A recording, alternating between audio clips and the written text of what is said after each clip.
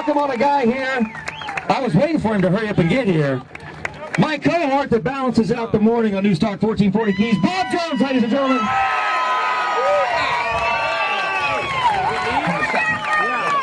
Okay, got a piece of tape in my hand here. Been waiting for this a long time. I told my wife today, I said, man, I paid my taxes, had to file an extension. I wanted to hold on to it a little bit more before I gave it to them. And we pay our mortgage on time. We pay all our bills. I don't get nothing, don't really want nothing from them, because if they give it to you, they want something back. We've all talked about how the late Dr. Adrian Rogers said you cannot legislate the poor into freedom by legislating the wealthy out of freedom. That's right. Yeah. What one person receives without working for, another person was worked for without receiving. That's us, the workmanship. The government cannot give to anybody anything that the government does not first take from somebody else. Right. And when half of the people get the idea that they don't have to work, because the other half is going to get the idea that they're going to take care of them, and the other half gets the idea that it does no good to work because somebody else is going to get what they work for, well, that's about the end of any nation. But Dr. Rogers wasn't the first guy to say that, and I talk about it all the time. A guy named Frederick Bastiat in the 1800s talked about property and the law and justice. He said, man can live and satisfy his wants only by ceaseless labor, by the careless, ceaseless application of his faculties to natural resources. This process is the origin of property. But it is also true that a man may live and satisfy his wants by seizing and consuming the products of the labor of others. That is the origin of plunder. Now, since man is naturally inclined to avoid pain, and since labor is pain in itself, it does follow that men will resort to plunder whenever plunder is easier than working. Yeah. Right. Gotta go to page 2. Now, under these conditions, neither liberty nor morality can stop plunder. Now, when does the plunder stop? Well, it only stops when it becomes more painful and more dangerous than working. Well, all right. Think about that. Think about it. So it's evident that the law is made by one man or one class of men. What this guy is really saying to us is that bad guys, wicked guys plunder. All right, you work, somebody else doesn't want to work, they take from yours. Plunder is bad enough. But when it becomes legalized, when it becomes legal to take from somebody else what they worked for, we have a problem. We have a problem.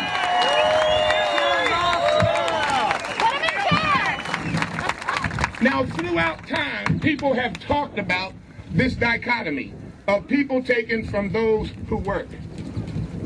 What is the results of legal plunder? Well, it erases from everybody's conscience the distinction between justice and injustice. It is wrong.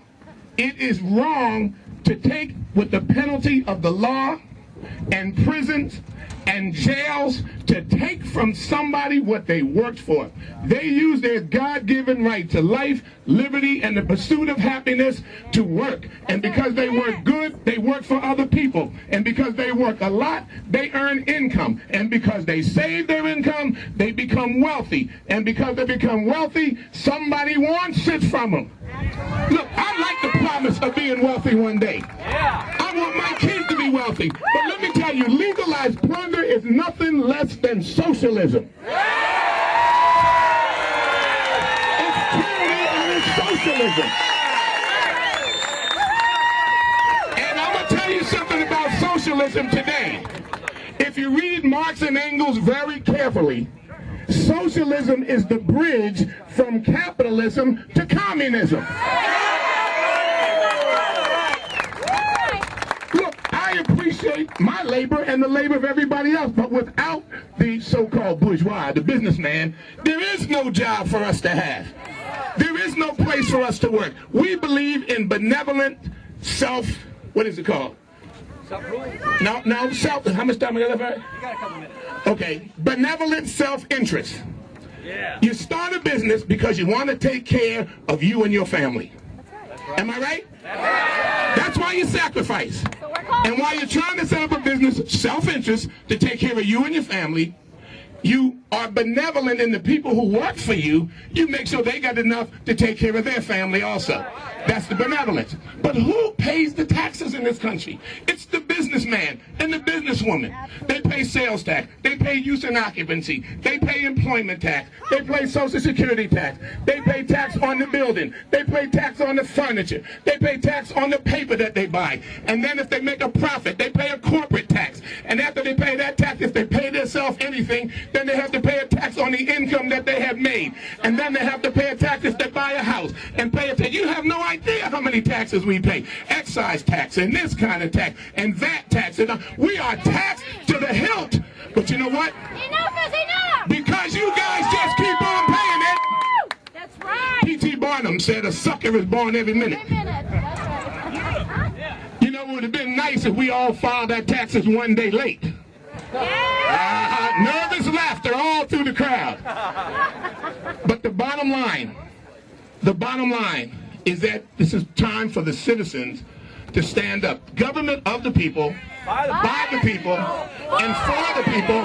It means this: we are the citizen rulers of this nation. We rule this nation. And we only elect people as our delegated representatives to be our voice. They're not supposed to tell us what to do. They're supposed to find out how we feel and be our voice. Be our voice on the council. Be our voice on the commissioner's court. Be our voice in Austin. Be our voice in Washington. Not the voice of somebody else. And you talk about take back the country. When was the country ever socialist? Never. When was freemen ever bound? Slavery and taxation is the same thing. But I'll tell you this, I'm excited. Eric, well done. We've been talking about it. I'm hyped. I'm psyched. I might not even pay no taxes this year. Now if they come and get me, y'all gonna come down and get me, right? But I tell you this, you've sent a loud and a clear message. Taxation without representation is bad enough, but taxation with representation is worse. There you go, ladies and gentlemen. Bob Jones, News Talk 1440 Keys. I gotta say, this crowd keeps getting bigger. If you're on your way down because you parked over there on Shoreline to make it here, we got a spot for you over here. Don't we got a spot for you, folks? This is the Eric Von Wade Show, News Talk. What are we gonna do when we get back? What are we gonna do when we get back? I take a shower and hit the rack. I take a shower and hit the rack. And no way, No way, you gotta run. gotta run. TT, PT, a lots of fun. lots of fun. Hello, right on the yard. Hello, right there. I lefty right on the yard. Lefty, right there. Oh, right there. Oh, right there. Left, right there. Left, right there. Hello, right on the yard. Hello, right there. I love the double time. I love the double time. Feels good. Feels good. Sounds good. Sounds good. Hard up. Fired up. Hard up. Fired up. 27. 27. Hard up. Fired up. Here we go. Here we go. On the road. On the road. 27. 27. Hard up. Fired up. Hey, Baba Reba. Hey, Baba Reba. Hey, Baba Reba. Hey, Baba Reba. I wish so lady.